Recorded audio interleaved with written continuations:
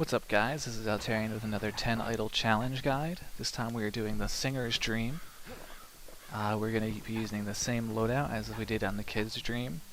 It's going to be the Brusher's Pike with all of the melee upgrades and the Galleon Mortar with the immunity to bomb damage, and then your favorite upgrades. Other than that, I prefer the crit and lots of extra damage.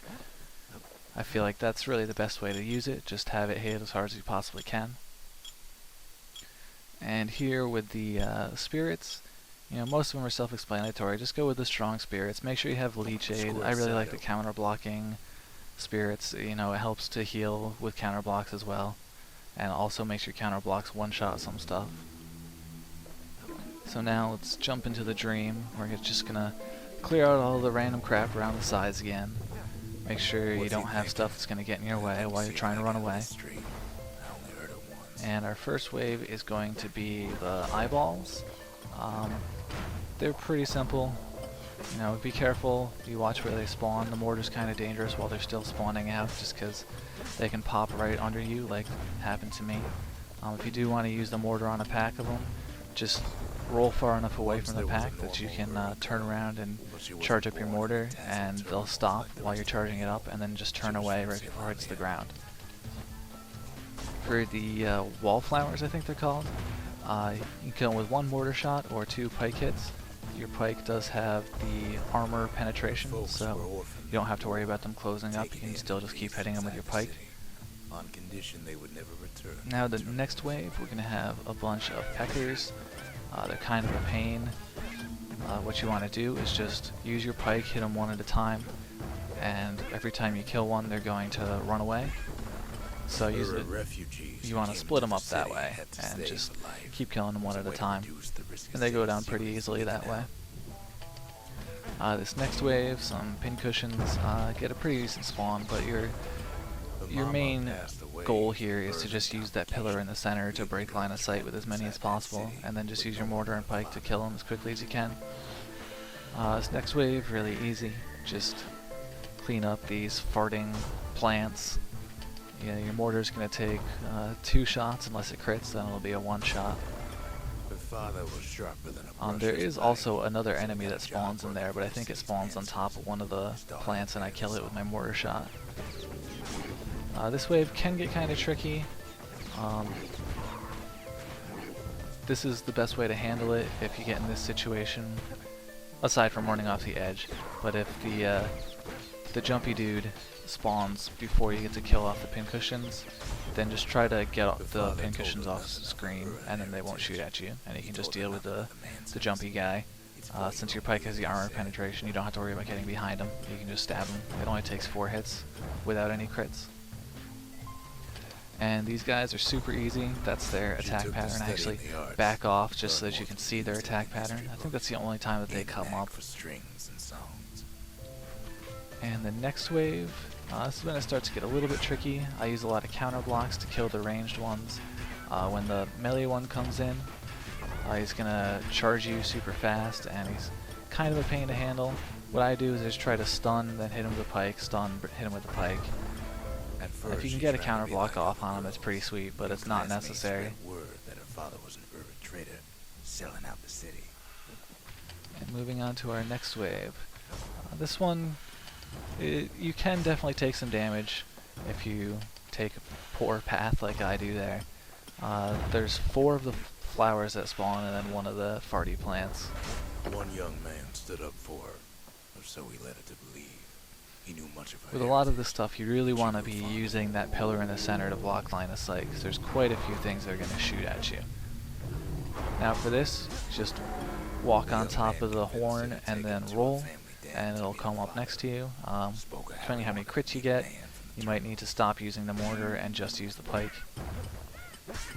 And this wave is just more of the small birds.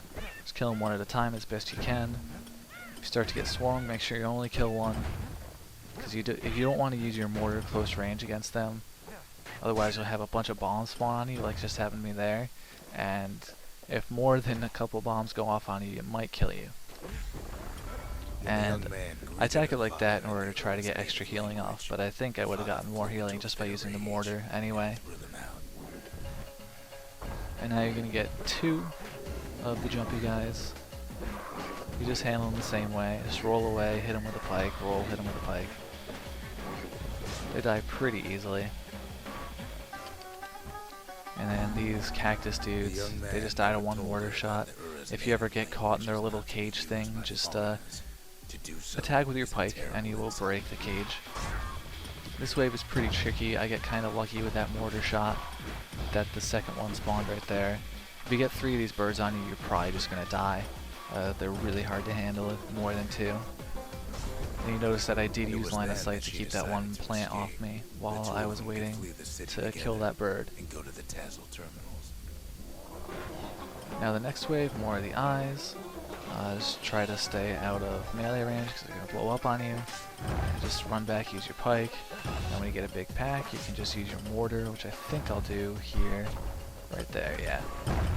They would hide inside a garbage bin until it got ingested by a scumbag. And moving on to the next wave. For disposal. I don't remember what it is, or I'd keep talking about it. Okay, we got 2 of the little ankle gators. They're really easy, just handle them the same way as the big one. Do try to get them together though, so that when you roll, you get both of them. So you can just hit both at once.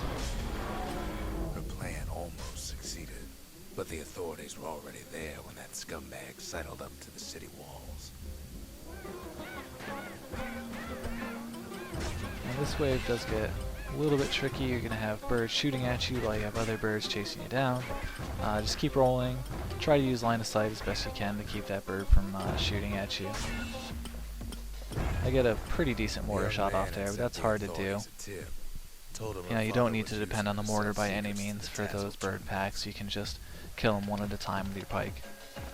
This way, if you want to really use line of sight, because these pincushions shoot out tons of needles, as you can see. She and her father were arrested. Use your pike to kill off the ones that do have sight on you, and then when you have line of sight broken on all the other ones, you just use your mortar to finish those off.